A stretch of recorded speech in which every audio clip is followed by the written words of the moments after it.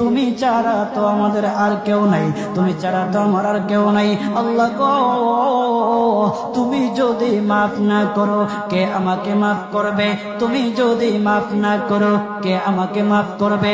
তুমি যদি আমাকে মাফ করো তাহলে তোমার কোনো দিকে কমবে না, তুমি যদি আমাকে মাফ না করো তোমার কোনো দিকে বাড়বে না।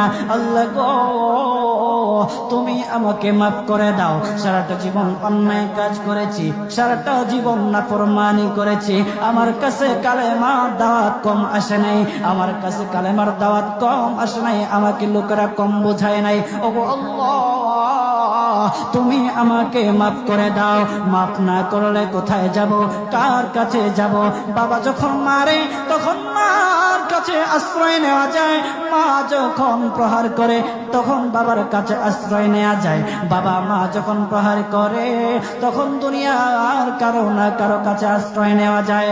ওগো আল্লাহ,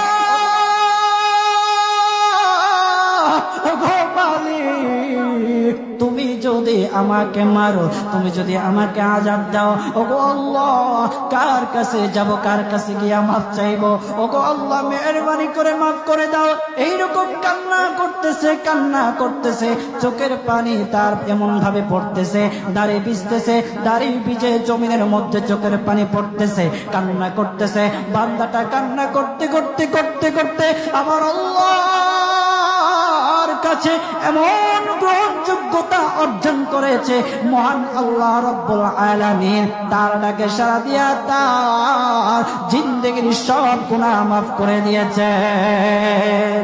হযরত মূসা আলাইহিস সালাতু ওয়াস সালামের যুগের ঘটনা। একজন বড় পাপিষ্ঠ ছিল, জীবনে এমন কোন গুনাহ নাই যে গুনাহ সে করে নাই। তার গুনার প্রতি অতিষ্ঠ হইয়া, মানুষ তার গুনার প্রতি অতিষ্ঠ হইয়া, গ্রামের লোকেরা তাকে হাত পা বেঁধে জঙ্গলের মধ্যে ফেলে দিয়ে আসে। জঙ্গলের মধ্যে থাকতে থাকে, কিছুদিন থাকার পর মালাকুল মউত যখন তার সামনে এসে উপস্থিত, এর আগ মুহূর্তে সে বান্দা আল্লাহর কাছে ডেকে ডেকে বলতেছে, ওগো মালিক, তুমি ছাড়া তো আমাদের আর কেউ নাই, তুমি ছাড়া তো আমার আর কেউ নাই।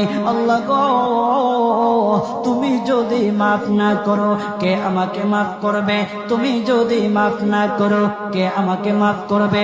তুমি যদি আমাকে মাফ করো তাহলে তোমার কোনো দিকে কমবে না, তুমি যদি আমাকে মাফ না করো তোমার কোনো দিকে বাড়বে না।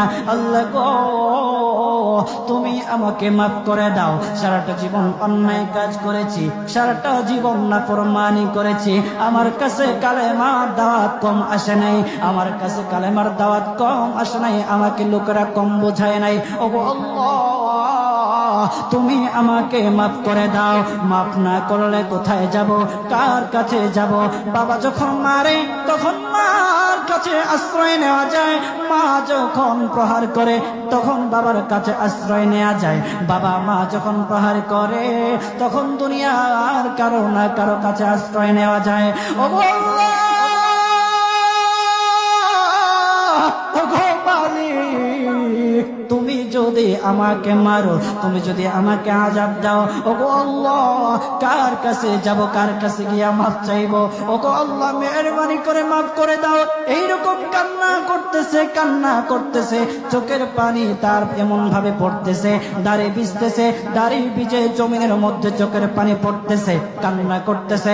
বান্দাটা কান্না করতে করতে করতে করতে আমার আল্লাহর কাছে এমন গ্রহণযোগ্যতা অর্জন করেছে, মহান আল্লাহ রব্বুল আলামিন তার ডাকে সাড়া দিয়া তার জিন্দেগির সব গুনাহ মাফ করে দিয়েছেন।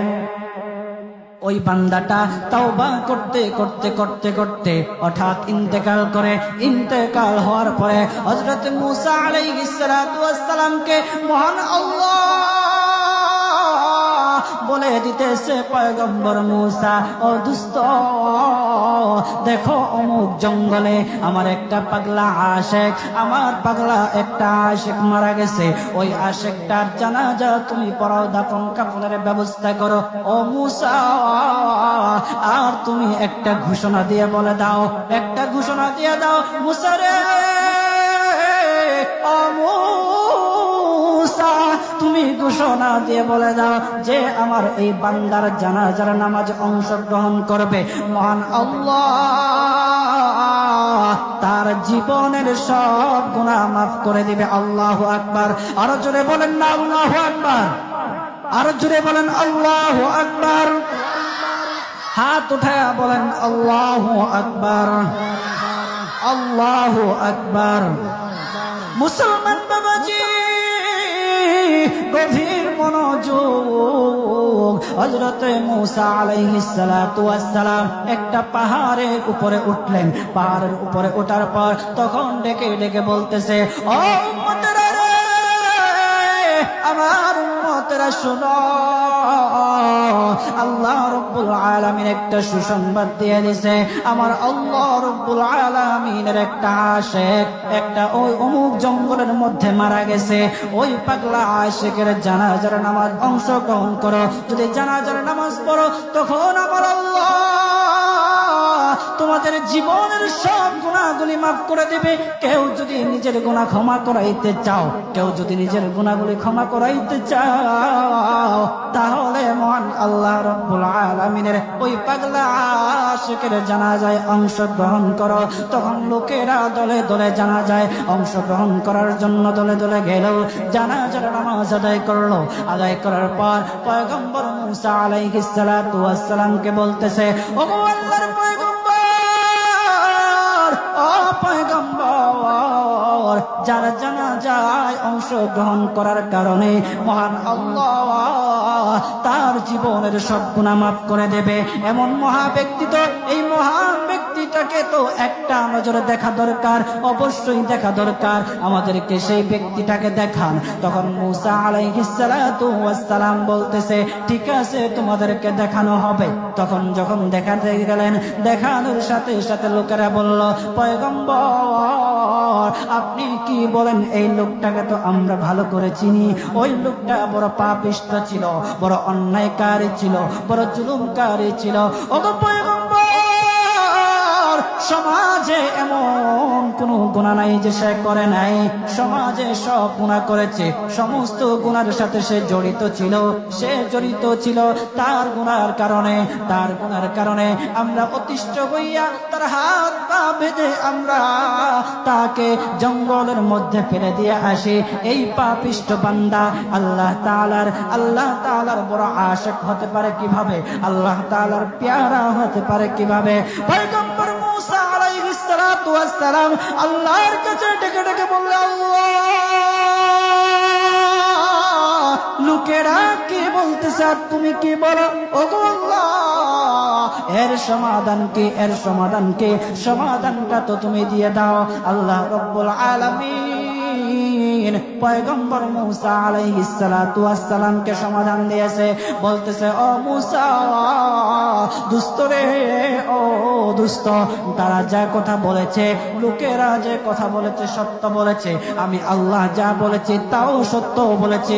ও পয়গম্বর মূসা, তারা যা বলেছে সত্য বলেছে। ওই বান্দা বড় পাপিষ্ঠ ছিল, ওই বান্দা বড় অন্যায়কারী ছিল, কিন্তু শেষ বয়সে আইসা তার হাত পা যখন বেঁধে, তার হাত পা বেঁধে যখন লোকেরা জঙ্গলের মধ্যে ফেলে দিয়ে আসলো, তখন সে আমার কাছে এমন ভাবে কান্নাকাটি করা শুরু করে দিয়েছে, এমন ভাবে তওবা করা শুরু করে দিয়েছে।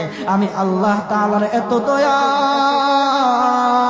আমি আল্লাহ তার ডাকে সাড়া না দিয়ে পারলাম না, তার ডাকে সাড়া দিয়ে দিলাম। ও মূসা,